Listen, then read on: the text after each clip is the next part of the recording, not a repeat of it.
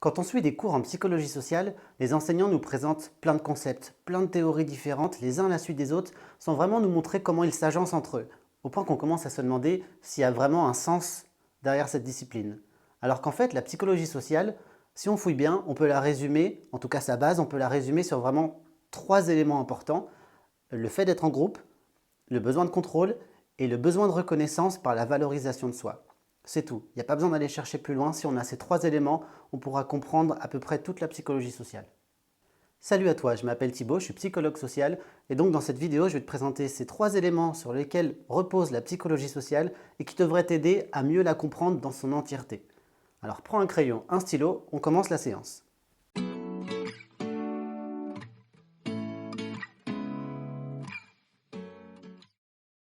Toutes nos pensées, nos actions et nos réactions sont grandement liées à notre instinct de survie qui se manifeste à travers trois éléments principaux.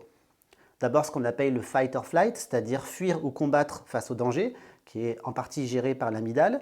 Ensuite la recherche de plaisir à travers notre système de récompense. Et enfin l'évitement du déplaisir et donc aussi de la douleur, qui est en partie géré par l'insula. Et depuis qu'on était chasseur-cueilleur et que notre instinct de survie gérait à peu près toute notre vie, notre cerveau n'a pas beaucoup bougé. Et en fait, nos comportements aujourd'hui sont toujours influencés par ces trois éléments issus de notre instinct de survie.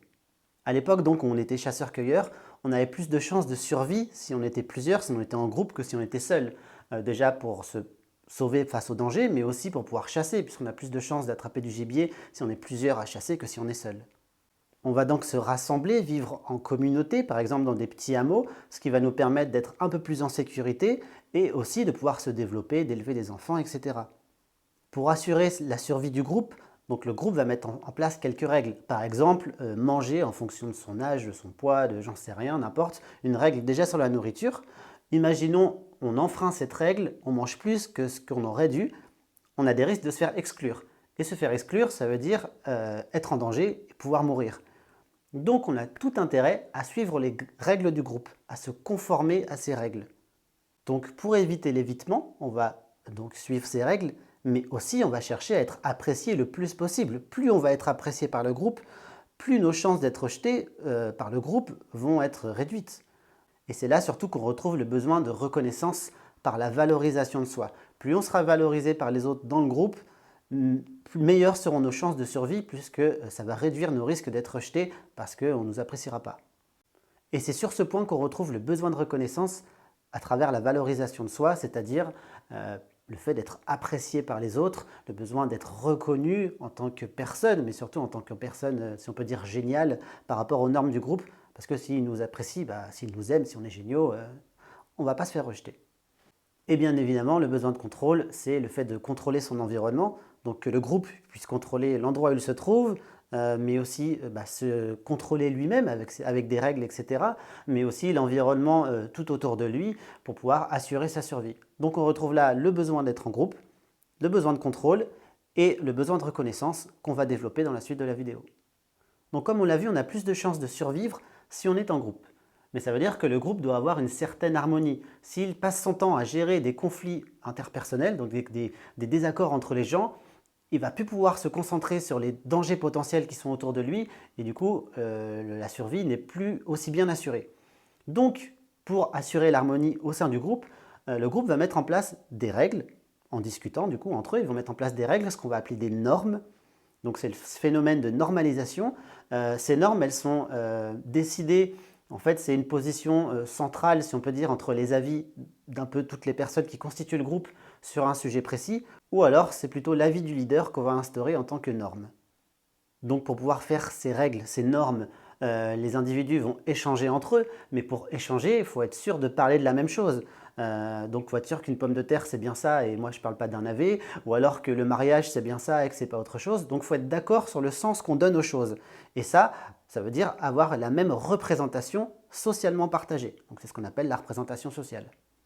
Donc maintenant le groupe, il a des règles, il a des normes, mais ces règles, il faut qu'elles soient respectées. Donc pour les faire respecter, il faut mettre en place certains rôles dans le groupe, mais aussi des rôles qui sont liés à la survie. J'en sais rien, par exemple un soldat, l'agriculture, etc. Et pour respecter les règles, il va y avoir tout ce qui est conseil des anciens peut-être, j'en sais rien, un juge, etc. Donc, on va mettre en place, pour assurer la survie et le respect des normes du groupe, donc assurer l'harmonie du groupe, on va mettre en place différents rôles qui vont être distribués selon les personnes. Donc, c'est la création des statuts sociaux et chaque statut, avec le temps, en fait, va avoir une valeur, c'est-à-dire c'est plus valorisant d'avoir ce statut que celui-là. Et ça va jouer ensuite sur nos objectifs de vie. Moi, je vais vouloir atteindre ce statut parce qu'il est plus valorisant. Donc, si je suis plus valorisé, j'ai moins de risques d'être rejeté. Et là, on en revient justement au besoin de reconnaissance et de contrôler aussi, du coup, l'image qu'on renvoie aux autres. Maintenant, on va parler du besoin de contrôle. Le besoin de contrôle, on sait qu'il existe à travers différents concepts qu'on voit en psychologie sociale. Par exemple, il y a le sentiment de contrôle. Le sentiment de contrôle, en fait, c'est le fait de sentir qu'on a le contrôle sur son environnement. Par exemple, on le retrouve dans les maisons de retraite. Les personnes retraitées ont une meilleure santé mentale si elles ont du contrôle autour d'elles. Par exemple, pouvoir choisir le repas de ce qu'elles vont manger, l'heure à laquelle elles vont manger, avoir un choix entre 2 médicaments, pouvoir s'occuper d'un animal. Plus elles peuvent contrôler leur environnement, meilleure sera leur santé mentale. Ça, c'est le sentiment de contrôle.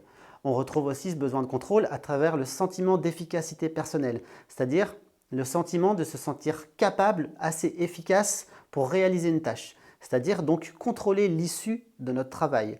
Est-ce que je vais réussir? Est-ce que je vais échouer? Est-ce que je peux m'améliorer?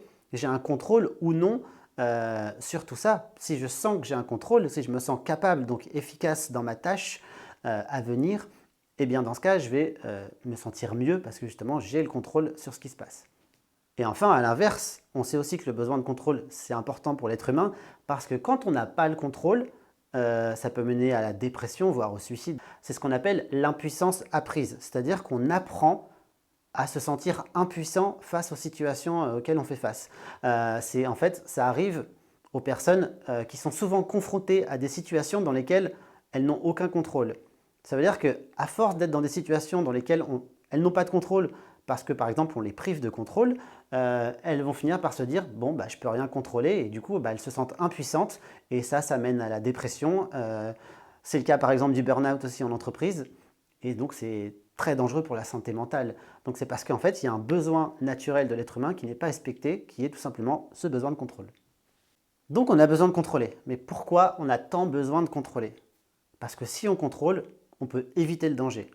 Et en fait, ça passe surtout par la connaissance, c'est-à-dire connaître, en fait, savoir comment est un territoire sur lequel on se trouve, savoir comment sont les gens qu'on fréquente, savoir quelles sont les règles, savoir n'importe quoi. À partir du moment où on sait, on peut plus facilement donc ajuster nos actions, mais aussi on pourra plus facilement anticiper le danger. Par exemple, si je sais que cette personne appartient à tel groupe social, je vais pouvoir me dire elle a plus de chances de réagir comme ça, donc je vais agir comme ça, sinon elle va m'attaquer, etc.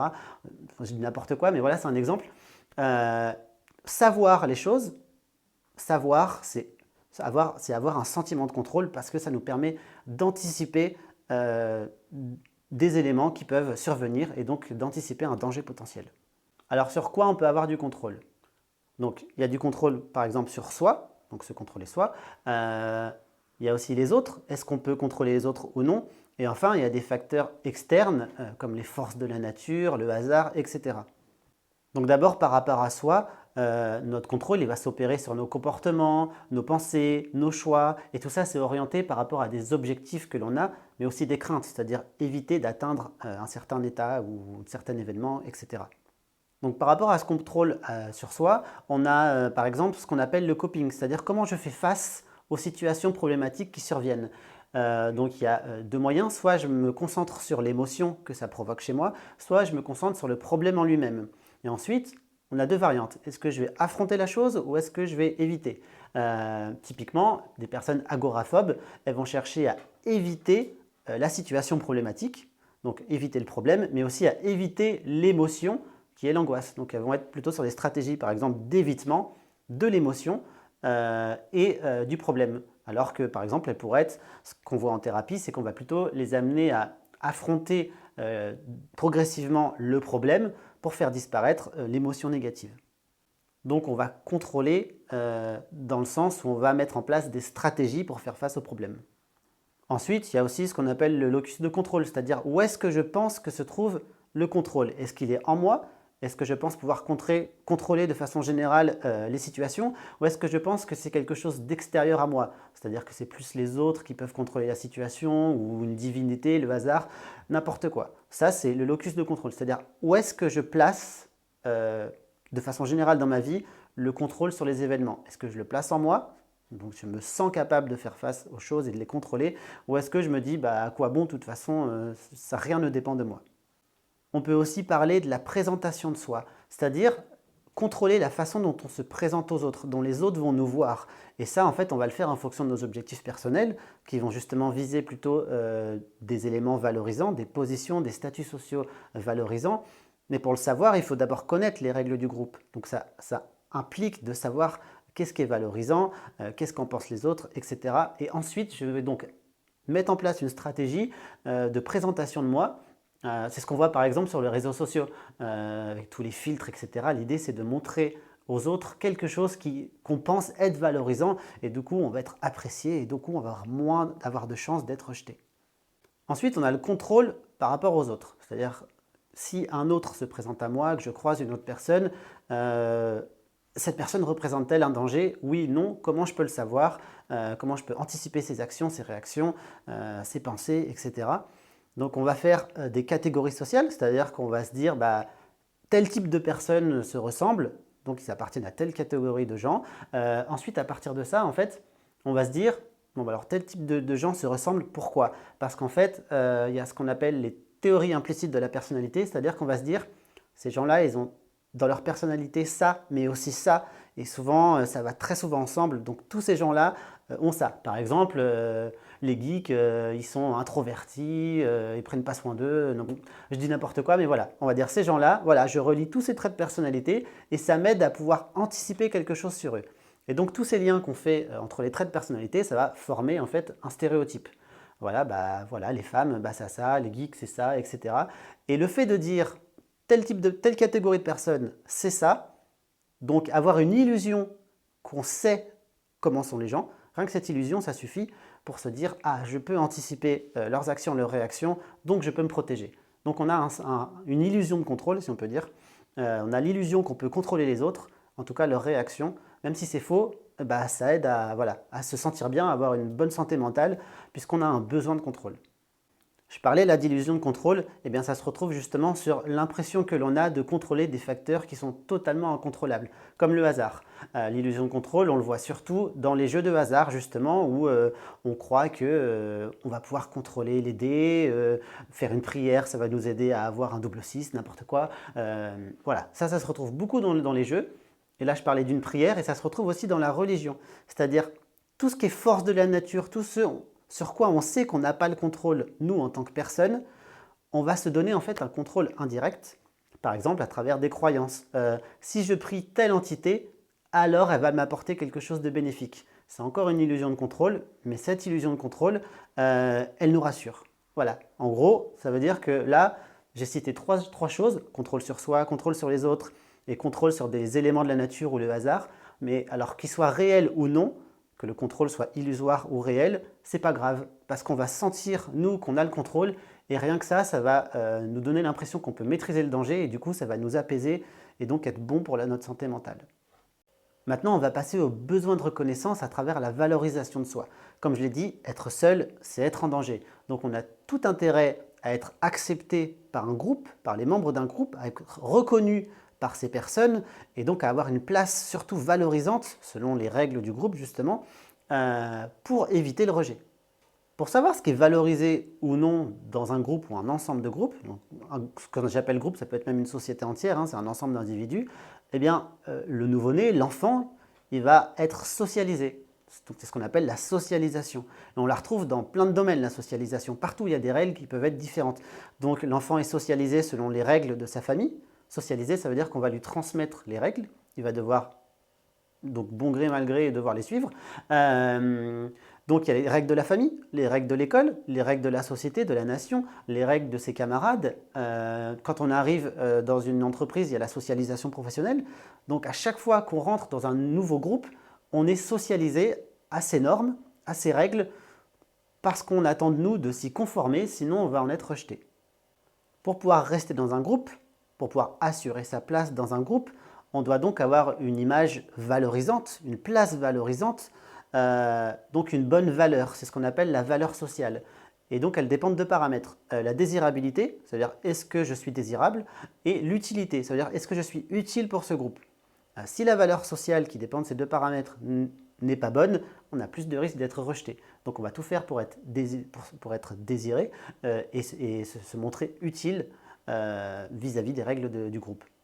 Mais comment savoir quelle position, quelle action, n'importe quoi, comment savoir ce qui est valorisant et ce qui ne l'est pas? Donc on va pour ça regarder les différents groupes d'individus qui existent et on va voir ceux qui ont l'air d'être plus valorisés que les autres. Et donc on va pouvoir calquer leurs règles, leur façon de faire. On va vouloir par exemple, j'appartiens à la catégorie des ouvriers. Je pense que celle qui est la plus valorisée dans la société, c'est celle des cadres. Donc ce serait bien que je devienne cadre moi aussi pour pouvoir être encore plus valorisé et donc moins risquer le rejet de la société. En fait, dans ce que je viens de dire, il y a différentes nominations pour les groupes. J'appartiens à un groupe qui est le groupe des ouvriers, de par ma famille. Donc c'est ce qu'on appelle le groupe d'appartenance. Mais je voudrais atteindre un autre groupe auquel je n'appartiens pas encore, donc le groupe des cadres, c'est ce qu'on appelle un groupe de référence. Et on se comporte dans notre vie en général en fonction des groupes que l'on a en référence et pas forcément ceux auxquels on appartient. Parce qu'on vise, on a pour ambition de les atteindre, de devenir comme eux et donc pour se faire accepter par ces groupes auxquels on n'appartient pas encore, on a tout intérêt à adopter leur style de vie, leur façon de penser, tout ce qui régit ce groupe en fait. Et donc, imiter les règles de ce groupe veut dire se conformer à ces règles. On est là sur vraiment le concept de conformisme. Comme je l'ai dit, les différents groupes peuvent avoir une valeur sociale différente. Ça veut dire que certains groupes peuvent être plus valorisés, être plus désirables, se montrer peut-être plus utiles, où on a l'impression qu'ils sont plus utiles à une société, n'importe quoi. Et donc, on va vouloir atteindre ce groupe. Mais qui dit valeur différente, dit différence tout court. Et qui dit différence peut dire conflit entre les groupes. Et il y a donc des relations intergroupes qui peuvent être conflictuelles ou non. Quand elles sont conflictuelles, ça peut être justement pour maintenir une certaine valeur. C'est-à-dire que si je discrimine un groupe autre que le mien, ça rehausse le mien. Et du coup, ça rehausse ma propre identité et donc ça diminue mon risque d'être rejeté puisque finalement j'ai une bonne valeur. Donc dans les relations intergroupes, on a la discrimination, mais on a du coup dans l'autre sens ce qu'on appelle le favoritisme endogroupe, c'est-à-dire que je vais favoriser mon propre groupe aux dépens d'un autre pour ce qui concerne les ressources ou alors tout ce qui peut valoriser en tout cas mon groupe et donc mon identité. Là, je parlais du fait tout à l'heure d'appartenir à un groupe, par exemple d'ouvriers, et de vouloir appartenir au groupe des cadres, donc en suivant des études, etc. Là, on va dire que c'est possible, c'est-à-dire qu'il y a ce qu'on appelle une mobilité sociale. Ça veut dire que je peux passer d'un groupe à un autre. Mais il y a certaines caractéristiques que l'on a qui font qu'on ne peut pas changer de groupe. Je pense par exemple au sexe, ou alors à l'orientation sexuelle, à la couleur de peau. Souvent, il y a une inégalité, en tout cas en termes de valeur sociale. Il y en a qui sont plus valorisés que d'autres. Typiquement, les hommes sont plus valorisés que les femmes, les blancs plus valorisés que les autres, les hétérosexuels plus valorisés que toutes les autres sexualités. Grosso modo, c'est ça. Et bien du coup, on ne peut pas passer de l'autre côté. On ne peut pas, à part Michael Jackson, on ne peut pas changer sa couleur de peau. Et du coup, on va revendiquer cette égalité pour pouvoir rehausser la valeur de son propre groupe. Donc il va y avoir par exemple tout ce qui est marche des fiertés, manifestation pour l'égalité hommes-femmes, etc. Et l'idée en fait, puisque la mobilité sociale n'est pas possible, puisque à travers ces caractéristiques on ne peut pas changer de groupe, on va donc chercher à changer la valeur sociale de son propre groupe en changeant en fait les représentations qu'a le groupe majoritaire. C'est-à-dire le groupe majoritaire a une certaine représentation de l'autre groupe qu'il a tendance à discriminer, c'est-à-dire qu'il le voit en dessous de lui. Donc le but du groupe qui est du coup sous-évalué, si on peut dire, donc c'est d'atteindre cette égalité et donc de changer la représentation qu'a le groupe majoritaire. C'est-à-dire ne nous voyez pas comme inférieurs à vous, voyez-nous comme des gens égaux à vous. Et ça en fait, c'est ce qu'on appelle l'influence minoritaire, c'est-à-dire qu'une minorité, en revendiquant des droits, en changeant doucement la représentation qu'ont les autres d'elle-même, va permettre un changement des représentations globales et donc va pouvoir rehausser sa propre valeur. Donc on a là le concept d'influence minoritaire lorsque la mobilité sociale n'est pas possible. Comme on le voit depuis tout à l'heure, on fait tout pour avoir une bonne image, pour que les gens voient que l'on est quelqu'un de désirable, d'utile pour le groupe, et donc pour éviter le rejet. Donc on agit surtout pour ça. On a donc des comportements qui dépendent de ça, mais dans le cas de l'anonymat par exemple, personne ne sait qui on est. Du coup, il n'y a pas cette pression sociale de voilà, je dois montrer que j'ai une bonne valeur, que j'appartiens à tel groupe, etc. pour éviter le rejet. Quand on est dans une foule, par exemple, où ça marche aussi sur Internet, on est dans une condition d'anonymat. C'est-à-dire que cette pression sociale qui consiste à éviter le rejet, si on peut dire, on ne l'a plus. Du coup, on va plutôt plus facilement avoir des comportements antisociaux, comme on peut voir dans des manifestations, etc. Ou sur tous les haters sur Internet, à partir du moment où ils sont anonymes. Parce qu'en fait, il n'y a plus cette pression, cette peur du rejet, elle disparaît parce que personne ne sait qui on est. Il y aura encore d'autres concepts à donner sur ce besoin, mais là, on a vu les plus importants. Pour survivre, on a donc tout intérêt à pouvoir contrôler son environnement et être inclus dans un groupe. Ce groupe, pour exister, il a besoin de s'organiser à travers des normes, des statuts, donc des statuts auxquels vont être attribuées des valeurs différentes. Donc certains vont être plus valorisants que d'autres, donc on va vouloir les atteindre ou non. Le groupe va aussi avoir d'autres sous-groupes qui vont être eux aussi plus ou moins valorisés. C'est les catégorisations sociales. Tous nos comportements visent à assurer notre survie, à nous protéger du danger. Et le danger, l'un des dangers, c'est le risque d'être rejeté par le groupe.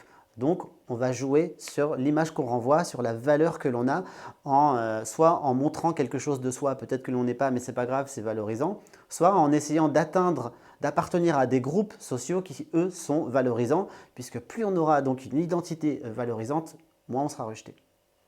Voilà, c'est le principal de ce que je peux dire sur les bases de la psychologie sociale. Donc le besoin d'être en groupe, le besoin de contrôle et le besoin de reconnaissance à travers la valorisation de soi. À partir de là, comme vous avez pu le voir, en découle plein de concepts. Et en fait, dans cette simple vidéo, je crois que j'ai parlé d'à peu près, de la grosse majorité des concepts qu'on voit pendant le cursus de psychologie sociale en fait. Alors finalement, j'espère que cette vidéo t'a aidé à mieux comprendre la psychologie sociale et surtout à te rendre compte que c'est pas si complexe que ça quand en fait on l'organise.